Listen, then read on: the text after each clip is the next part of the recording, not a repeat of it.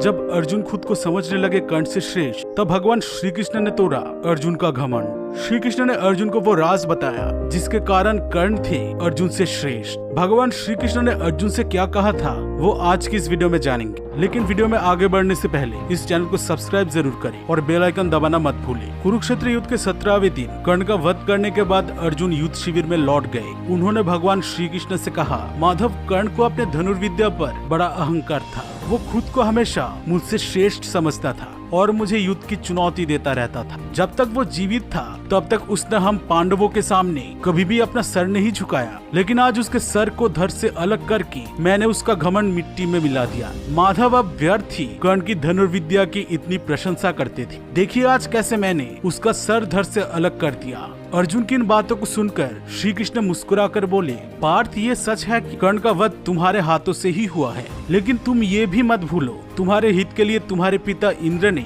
छल से कर्ण का कवच और कुंडल ले लिया था। अगर कर्ण के पास अपना कवच और कुंडल होता तो तुम कभी भी उसे परास्त नहीं कर पाती। अर्जुन, तुम जान लो, जब तुम कर्ण से युद्ध कर रहे थे तब गुरु परशुराम के श्राप के कारण वो अपने विद्या भूल चुका था। ब्राह्मण के श्राप के कारण उसके रथ का पहिया भूमि में धंस गया था और जब वो उसके रथ के पहिए को उठाने के लिए अपने विजय धनुष को रथ पर रखकर भूमि पर उतरा था, तब तुमने निहत्थे कर्ण पर बाण चलाकर उसे मार डाला था। कर्ण के ऊपर इतने श्राप का असर होते हुए भी एक सच्चे योद्धा की तरह वो तुमसे लड़ता रहा और अंत में उसने कुरुक्षेत्र में अपने प्राण की आहुति दे दी। अर्जुन, तुम्हें भी तो पता है, तुम्हारे रथ पर बैठकर पवन पुत्र हनुमान ने सदा तुम्हारी रक्षा की। कर्ण का वध तुमने मेरे दिखाए हुए उपाय से ही किया है। कर्ण के हाथों से अगर मैंने तुम्हारी रक्षा न की होती तो उसके सर्पमुख बाण से पहले ही तुम मारे जाते। इसलिए अर्जुन, अहंकार मत करो। कर्ण एक श्रेष्ठ योद्धा था, वो जिस सम्मान के हकदार था उसे वो जरूर दो।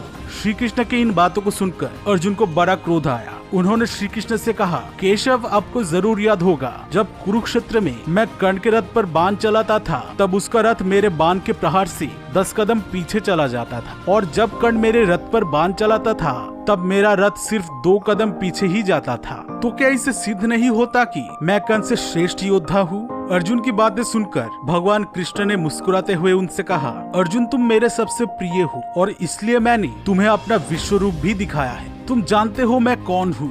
ये सुनकर अर्जुन ने कहा, हाँ केशव, मैं जानता हूँ, आप तीनों लोकों के प्रभु स्वयं परमात्मा हो। आप ही भगवान विष्णु के रूप धरकर इस ब्रह्मांड की सृष्टि करते हो और आप ही अपना रौद्र रूप धारण करके इसका विनाश भी करते हो। आप ही आदि हो और आप ही अंत हो। तब श्री कृष्ण ने कहा, पार्थ, मैं तीनों लोकों के भार को लेकर तुम्हारे रथ को चला रहा था और पवन पुत्र हनुमान तुम्हारे रथ के ध्वजा पर बैठकर तुम्हारी रक्षा कर रहे थे। इसलिए तुम्हारे रथ को एक कदम भी हिलाना किसी के लिए संभव नहीं था, लेकिन महावीर कर्ण ने उसे 2 कदम पीछे धकेल दिया और तुमने उसके रथ को सिर्फ 10 कदम पीछे ही धकेला। तो अर्जुन, बताओ, इससे कौन श्रेष्ठ साबित होता है? भगवान श्री कृष्ण की बातें सुनकर अर्जुन का घमंड चूर चूर हो गया। उन्होंने श्री कृष्ण से कहा, केशव, कर्ण को मैं हमेशा अपने शत्रु मानता था, लेकिन आज मुझे समझ आया कि मेरा सबसे बड़ा शत्रु तो मेरा अहंकार ही था। कर्ण एक श्रेष्ठ योद्धा था, मैं भी ये भली भांति जानता था, लेकिन मेरे अहंकार के कारण मैंने कभी इस सत्य को स्वीकार नहीं किया।